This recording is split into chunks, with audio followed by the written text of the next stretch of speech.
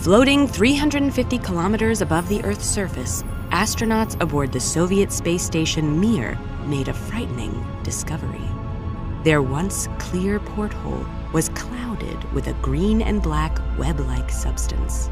Soon these growths were found throughout the shuttle, blanketing air conditioners and corroding control panels, putting both the station's integrity and the astronauts' lives at risk.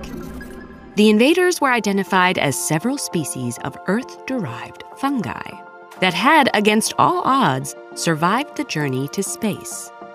And once there, they'd adapted to the microgravity and radiation-dense environment. Thankfully, the crew managed to keep these threats at bay, and Mir remained in orbit for the next 13 years. During that time, scientists have learned that fungi have the potential not to hinder space travel, but to help it. In fact, these resilient, often overlooked organisms may be the key to our future on other planets. Once outside the Earth's protective magnetic field, most living things need serious protection to survive the DNA-damaging cosmic radiation in space. But that's not the case for some fungi. Many species produce a unique form of melanin, a pigment that safely absorbs high levels of radiation, and in some cases, uses this energy to fuel growth. Even if dangerous levels of radiation make it past this homegrown armor to damage DNA, many fungi have robust repair systems that spring into action, cutting out and restoring defective sequences. And radiation isn't the only cosmic element fungi can withstand.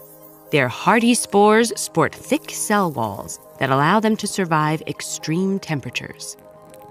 So how might we utilize fungi in space?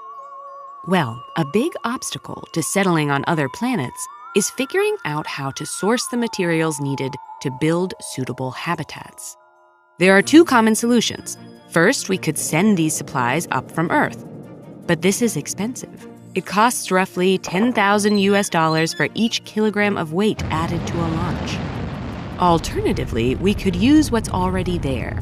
Homes could be built from the dust and fragmented rock that coat the surface of other planets, which is called regolith. Yet this would require a shipment of large, heavy, energy-intensive machinery to collect, heat, and compact the loose regolith into something usable. That's where fungi come in. Most fungi have hair-like root structures called mycelia.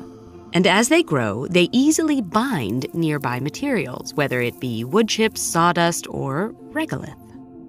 The result is a dense, interconnected web that makes a surprisingly durable building material that's both thermal and radiation protective. Scientists working with NASA's Innovative Advanced Concepts program have devised plans for using this technology to grow fungal homes on other planets. First, lightweight, flexible bags seeded with dehydrated spores are launched to their new home.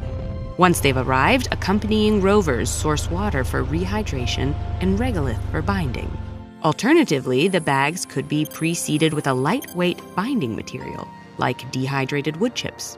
And there's another essential ingredient to these packages: cyanobacteria, which provide the fungi with nutrients and convert sunlight into oxygen. The mycelia grow to fit the shape of their bags, creating the walls, roof, and even the furniture of these fungal abodes. Once completed, maintaining these buildings would likely be relatively simple, as any cracks could be reseeded and regrown. Scientists could engineer cyanobacteria to alert residents if repair is needed by glowing when oxygen or pressure levels in the habitat dip. Of course, there's still a lot of work out there before these lightweight habitat packs are ready for launch. In the meantime, researchers have begun to iron out the details by growing these sustainable, carbon-negative fungal habitats right here on Earth. And housing is just one of many possible uses for fungi in space. Communities will need to grow their own food, yet soil suitable for plants isn't readily available off Earth. Fungi can release a variety of chemical-degrading enzymes capable of dissolving carbon-rich asteroids into soil.